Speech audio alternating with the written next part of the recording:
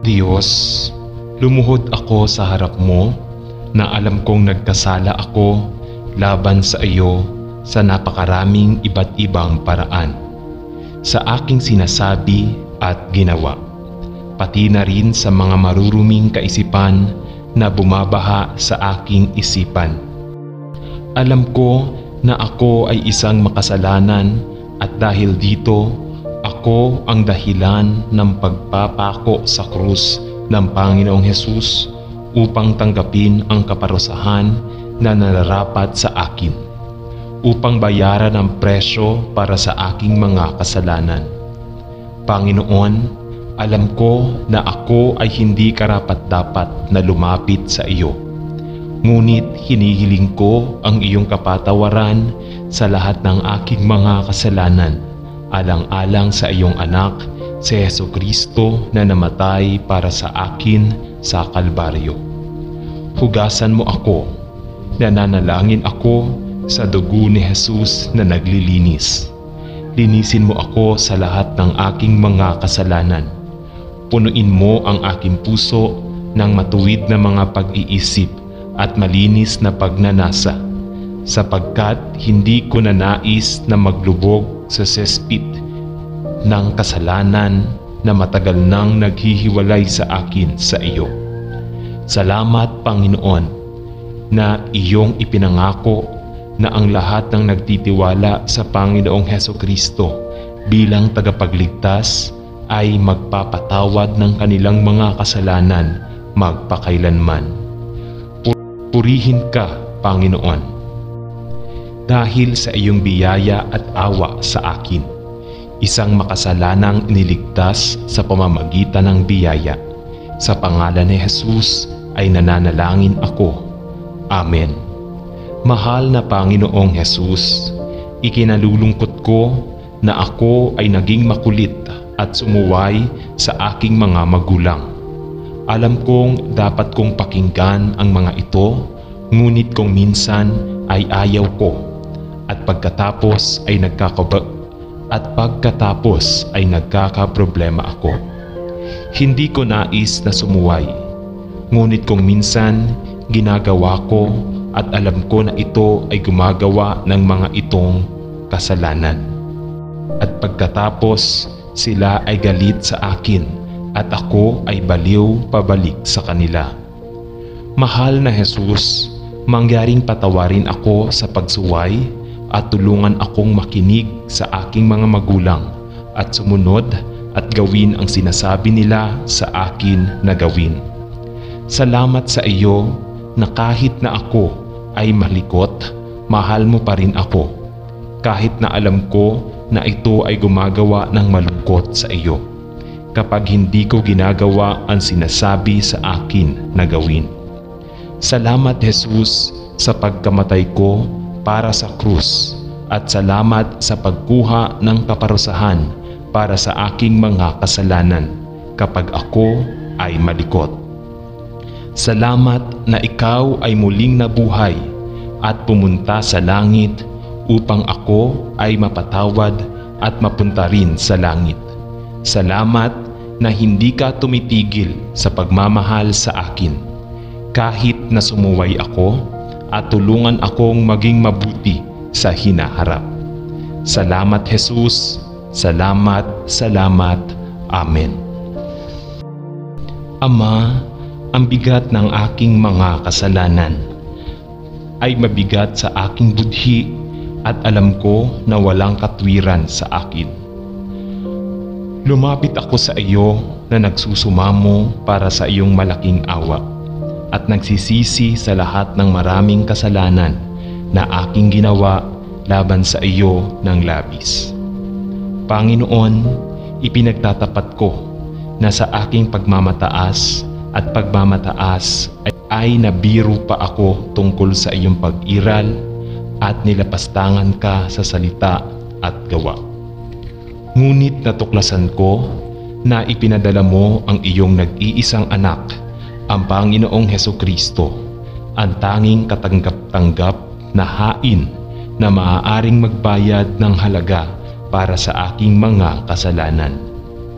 Panginoon, ako'y lumuhod sa harap mo na nadurog sa puso dahil sa kamalian na aking ginawa laban sa iyo. At humihingi ng iyong biyaya at awa sa isang kaawa-awang makasalanan. At humihingi ng iyong biyaya at awa sa isang kaawa-awang makasalanan. Sino ang dumadating upang ipagtapat na si Jesucristo ay Panginoon at siya ang aking tagapagligtas at manunubos? Hugasan mo ang lahat ng aking mga kasalanan sa aking ipinagdarasal at linisin ko ang aking bibig at ang aking mga pag-iisip sa karumihan na nagbuhos ng ikaapat sa aking pusong maitim. Panginoon, ako'y naparito sa pagpapakumbaba ng puso at kakilakilabot na espiritu at nananalangin at nagpapasalamat kayo na sa iyong kagandahang loob ay sinugo ninyo si Jesus upang maging kabayaran sa aking mga kasalanan. Salamat sa iyong pangako na ang lahat ng naniniwala sa Kanya ay hindi mamamatay, ngunit pinatawad ang kanilang mga kasalanan at tatanggap ng libreng regalo ng buhay na walang hanggan. Salamat na ako'y niligtas sa pamamagitan ng iyong biyaya, sa pamamagitan lamang ng pagtitiwala sa dugo ni Kristo. Sa kaninong pangalan ako nananalangin. Amen. Ama, may ilang mga bagay na kamakailan lamang ay nangyari sa akin na napakasakit na nahihirapan akong patawarin ang iba. At gayon pa man, alam ko na ito ay iyong kalooban para sa bawat isa sa iyong mga anak. Alam ko na ang pagpapatawad sa iba sa ating mga puso ay may magandang pangalawang tungkulin ng pagbubukas ng ating mga puso at buhay sa iyong umiinit na pag-ibig at perpektong kapayapaan. Panginoon, gusto kong patawarin ang iba, ngunit tila may isang uri ng pagbara na nagiging sanhi ng mahigpit kong paghawak sa aking galit at pananakit. Mangyaring Ama Diyos, sa iyong kabutihan at biyaya, nais mo bang tulungan akong patawarin ng lubusan, malaya at magpakailanman upang ako ay mapalaya mula sa matinding sakit na ito ng hindi pagpapatawad na tila nakahawak sa aking puso sa isang nagyayelong mahigpit bakal ng pagkakahawak. Panginoon, ipinangako mo sa iyong salita na ang iyong biyaya ay sapat na para sa bawat pagsubok at bawat kahirapan sa buhay. At nagtitiwala ako na nangangahulugan ito na ang iyong biyaya ay sapat na upang dalhin ako sa puntong iyon ng tunay na mapagbiyayang pagpapatawad. At kaya't inilagay ko ang hindi pagpapatawad na ito sa iyong paanan at ipinagdarasal na patawarin mo ako sa paghawak sa aking walang patawad na puso ng napakatagal. Alam mo na kay Kristo Jesus ay napatawad mo na ako. Salamat, Panginoon, sa pagkamatay mo sa krus at sa pagpapatawad sa lahat ng aking kasalanan. Salamat sa iyo na ang iyong biyaya ay sapat na para sa akin. Sa pangalan ni Jesus ay nananalangin ako. Amen. Amang Diyos, salamat sa iyo na ikaw ang isa na nagpapatawad sa mga makasalanang makasalanan. Tulad ko na hindi karapat-dapat sa labis na paglapit sa iyong perpektong katwiran. Sa pamamagitan ng mga karapatan, dapat akong hindi kasama sa iyong presensya magpakailanman. Dahil ako ay nagkasala sa napakaraming aking mga kasalanan at dapat nahatulan at ilantad sa harap mo. Sino ang isang perpekto at banal na Diyos?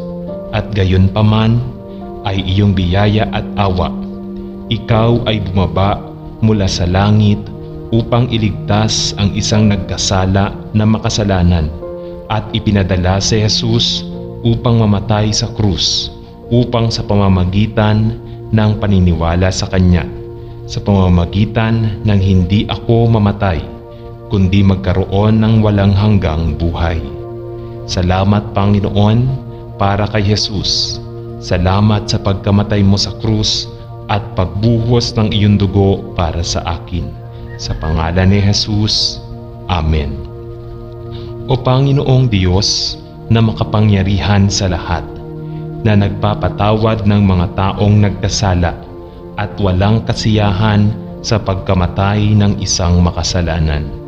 Sa iyo, O Panginoon, inuunat ko ang mga kamay ng aking puso na nakikiusap ako sa iyo ng kapatawaran para sa lahat ng aking labag sa batas na mga gawa. Kahit na hindi karapat-dapat, hinihiling ko sa iyo na panatilihin ang aking isip mula sa mga operasyon ng kaaway. Ang aking mga mata na hindi sila tumingin ng walang pagpipigil. Ang aking mga tenga na hindi sila nakikinig sa mga walang kabuluhan. Ang aking mga kamay mula sa paglilingkod sa mga mapuot na bagay. At sa aking mga renda na sila ay ilipat sa iyo upang ako ay maging lubos sa iyo. At ipagkaloob mo sa akin ang kaloob ng iyong banal na hiwaga, O Kristo na ating Panginoon at ating Diyos magpakailanman. Amen. Ama sa langit, dumarating ako sa harap mo, Panginoon, upang mapagpakumbabang humingi ng iyong kapatawaran sa lahat ng mga maling nagawa ko nang hindi namamalayan ang anumang sakit na maaaring naidulot ko dahil sa pagiging naiinip at selfish para lamang sa pag-iisip ng sarili ko. Panginoon ng lahat ng awa, hinihiling ko sa iyo na i-renew sa akin ang lahat ng mabuti at ipakita sa akin ang paraan upang maglingkod sa iba. Maawaing Panginoon, hinihiling ko sa iyo ang iyong mga pagpapala sa aking pamilya na tulungan sila habang ginagawa nila ang kanilang pang-araw-araw na negosyo ay nagbibigay sa kanila ng lakas at mangyaring panatilihin silang ligtas ng Panginoon. Maawa ka sa aming lahat, mahal na Panginoon. Ito ay hinihiling ko sa iyong mahalagang pangalan. Amen. Mahal na makalangit na Ama, ako ay isang makasalanan at hinihiling ko na patawarin mo ako. Panginoon, kailangan kita sa bawat sandali ng aking buhay. Hinihiling ko na pagpalain mo ako at pahintulutan ang pagpapagaling sa aking kasal. Hinihiling ko na magpatawad ka at payagan ang pagpapanumbalik ng iyong pinabanal bilang isang banal na tipan. Dalangin ko para sa isang bagong pagpapahid sa aking karera, pananalapi at aking trabaho. Ako bilang naibunyag mo ang iyong sarili sa akin at payagan akong maging isang sisidlan para sa iyong salita at kaharian. Panginoong Diyos, ipinagdarasal ko ang pagpapalaya at pagtubos sa mga bata. Mangyaring tulungan akong lumapit sa iyo kaysa manghina sa pamamagitan ng pagiging mapanghusga. Payagan ang iyong layunin sa aking buhay na matupad, pagpalain ng Panginoon ang aking pamilya at mga kaibigan, at payagan silang maging iyong mga mandirigma sa kaharian. Ama sa langit, ako ay nauuna sa iyong harapan na niluluwalhati ang iyong pangalan. Salamat sa Diyos para sa pabor na ito na dinala sa akin. Ito ay hindi sa pamamagitan ng aking sariling proteksyon, ngunit sa iyong biyaya. Panginoong Diyos, ako ay makasalanan at nagawa ko ang maraming bagay na hindi ako karapat-dapat. Maawa ka sa akin at patawarin mo ako. Tulungan mo akong magkaroon ng isang mabait na puso ng pagpapatawad upang magkaroon ako ng kapayapaan sa aking buhay. Mahal na Panginoon, ipinapamanhik ko ang aking mga magulang sa iyong mga mata. O Panginoon, bigyan sila ng higit pang mga araw dito sa lupa. Pagpalain ang aking kapatid na babae, ang aking kapatid na lalaki, at ang aking pamangkin na makikilala sila sa kanilang mga punto ng pangangailangan. Patawarin sila sa kanilang mga kasalanan at bigyan sila ng kapayapaan ng isip. Sapagkat sa pangalan ni Jesus ay nananalangin ako at naniniwala. Amen.